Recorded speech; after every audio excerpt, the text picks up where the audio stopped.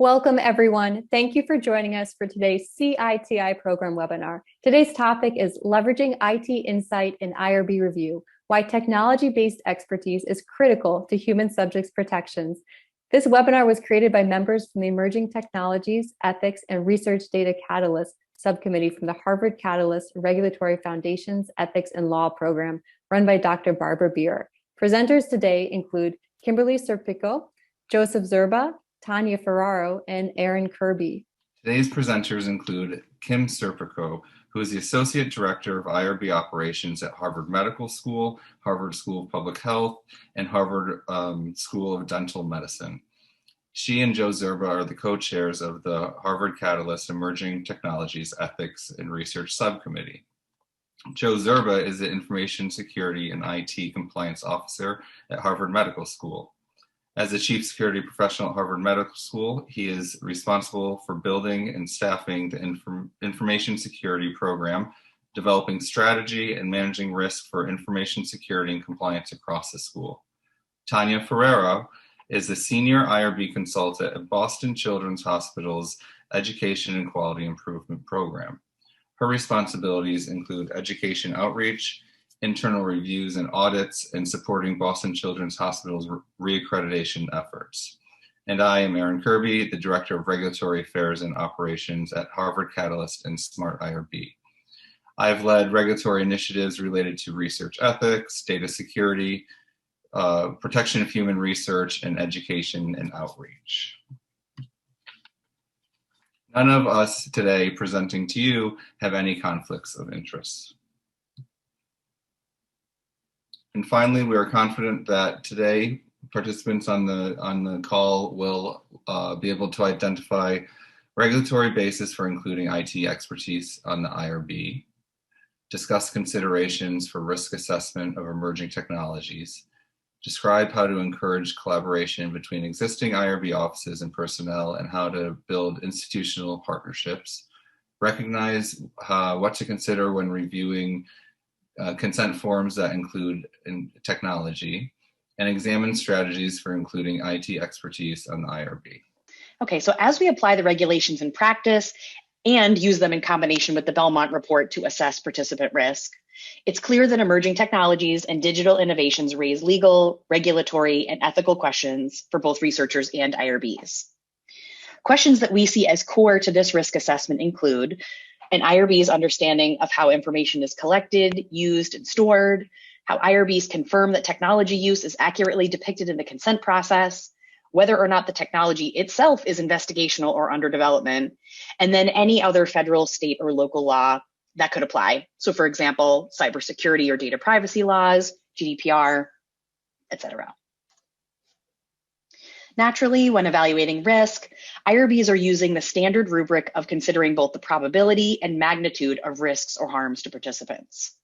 So here are some considerations when we're reviewing consent forms with respect to specific technologies. For example, social media. Social media might be great for recruiting, but it can be problematic when you're conducting research within a social media platform. For example, Facebook, Twitter, LinkedIn. What are their privacy settings? What are they doing behind the scenes? Are they making it easy for you to protect the information, or is it a little bit more complicated? Are the settings making it such that everything is publicly viewable by default, or are there more controls in place? These are things to keep in consideration and build into the consent forms. Having the knowledge about how these technology companies and these services do protect privacy and have settings for security and privacy. So video, audio, and photography, moving pictures, sounds, and images becomes a little bit more complicated because now we're talking about identifiable data. Anything such as video files, video recordings of participants, or audio recordings of participants are by default identifiable. Is there a transcription process? Are you using a transcription service? How has that transcription service been vetted? What's that process? What's the process for re-identifying in the case that you need to re-identify a participant in order to reconsent them for something, or if you need to follow up with them? Make sure that there's an indication of permission for specifically recording. If you're using like a Zoom video platform in order to record, make sure that it's clear to folks when you're turning on the video that it is warning them that it's being recording, and give them the option to continue or to leave if they so choose. Online survey tools like SurveyMonkey or Mechanical Turk, that's MTurk, or otherwise known as Amazon's Mechanical Turk, Qualtrics, and RedCap. So some of these are better than others with respect to privacy and security. Things like Mechanical Turk, for example, there is no expectation of privacy. It's designed so that there is no privacy there. It's designed for quick studies, whereas something like Qualtrics or RedCap, you may have an institutional version of Qualtrics or an institutional contract with Qualtrics, and there's certain security and privacy that is built into that contract and indeed built into the platform. With respect to storage, it's also similar for Dropbox or OneDrive or Box.com. Okay, now I'd like to transition into a discussion about building institutional partnerships between the IRB and IT. In addition to help satisfy the regulations when approving human subjects research, we see these institutional partnerships as critical for a variety of reasons listed here on this slide. As the work of the IRB and IT continue to overlap in both researcher support and human subjects protections, building a collaborative partnership can be a big institutional benefit that cross-cuts organizational needs. This includes sharing resources and talent, identifying process improvements and efficiencies, and possible capacity building, just to name a few. I can speak firsthand to the benefits in working alongside IT professionals. Not only have I been significantly impacted in my role as an IRB administrator, but I can also speak to the impact on our convened IRB members as well.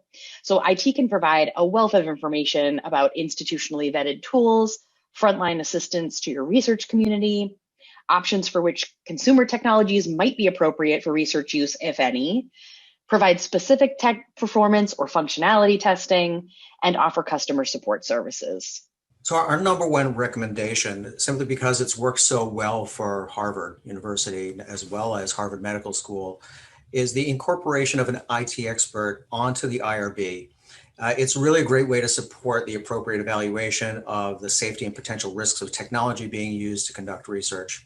And IT professionals can be trained in the same manner as any new IRB member is trained with respect to orientation on the meeting schedule and workload requirements, training on Belmont report and federal regulations, and providing case studies to practice application of regulatory criteria for approval.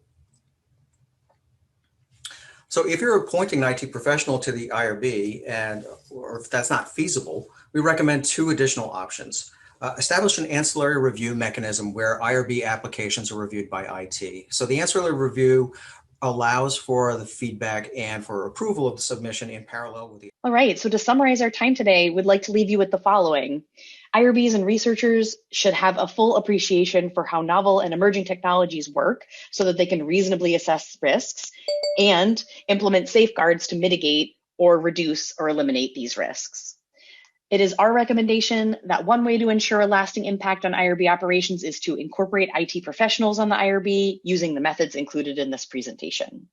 Hi, so thanks to everyone for joining us. I'm Tonya. We're going to get going with the questions. So we'll kick it off with, as we know, all HRPPs and IRBs are different. So could you suggest the minimum recommended data security requirements for IRBs that don't have a formal data security plan? I think that's probably me. So it's really difficult to talk about minimum security requirements. Certainly, there are things to consider with respect to individual security controls, and it really is very platform dependent. Like we talked about in the presentation, if you're using social media, for example, it becomes very challenging. But if you're using a local server that is institutionally provided, and this might be the key here, is if it's local to your institution and it's managed and maintained by your local IT shop, then you can have a better way of assuring folks that the research participants in this case, that the right controls are in place. So I think it's more platform dependent than it is from a basic security perspective. If that helps to answer the question, I've tried to give you a little bit more than it depends as an answer there, but really it does depend. In closing, I also invite everyone to review our content offerings regularly as we are continually adding new courses and webinars in various areas of research, ethics, compliance, and professional development.